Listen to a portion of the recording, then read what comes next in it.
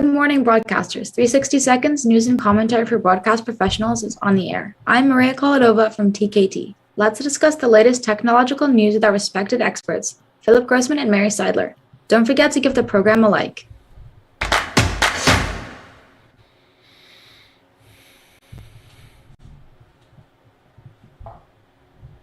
Rohde Schwarz has introduced the R&S TH1, the first in a new generation of transmitters.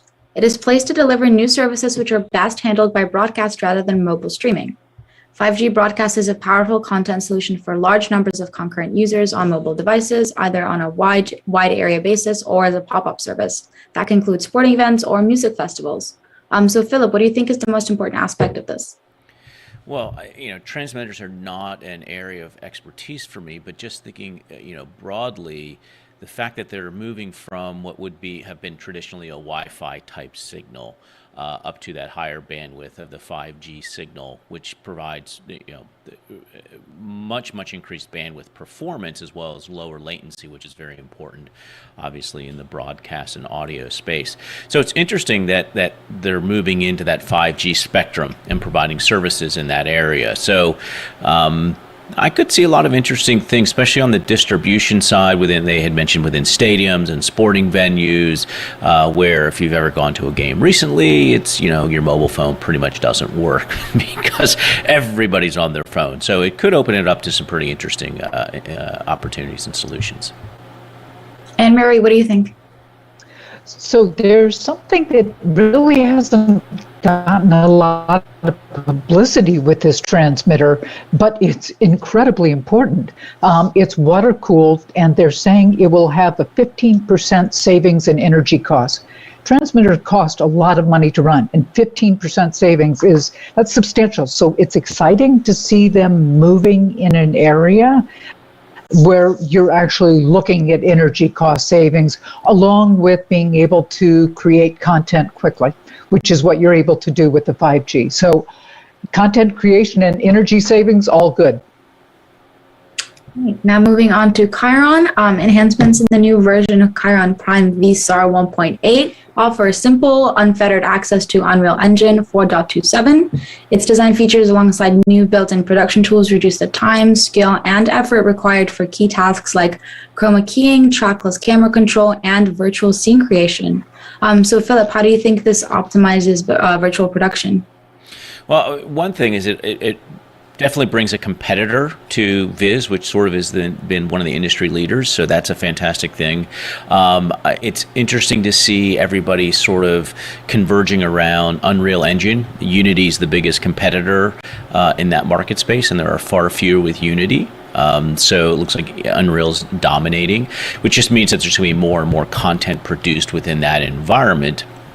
And anything that makes creating virtual production or augmented reality productions that much simpler is great. It reduces time to market, actually helps in creating unique content instead of just your static camera views, and potentially fully immersive, and I use that term broadly, meaning that in terms of information, a lot more information on the screens or on secondary screens and things like that. So it's interesting that where they're moving in their production world.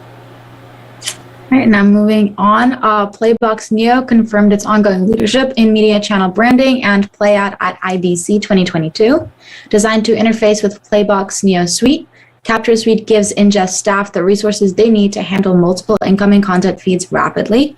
Tasks such as input selection, ingest presets, file naming rules, assignments, and auto transfer can also be performed quickly and easily from a single graphic interface. So Mary, what do you think about that? I go back to content creation is king, and everything that allows broadcasters to create content quickly. That's what we were talking about with Rohde Schwarz, and that's what we're seeing here. It allows someone to ingest all different sources using all different types of codecs from one screen. So it makes it faster for one person to be able to control a lot of different sources and to capture more content than they can actually use, and that is vitally important. That's exciting, and it's exciting to see them going into the cloud space too, which is certainly what I'm hearing from broadcasters is what they want. And Philip, what do you think? Yeah, ingest has always sort of taken a second seat in a lot of environments recently, and it's nice to see it sort of picking up again because, as Mary said, it's content is king. We're creating all this content live. It's nice that there's now tools to allow them to ingest somewhat effortlessly. I did note that they did not seem to have an IP-based input.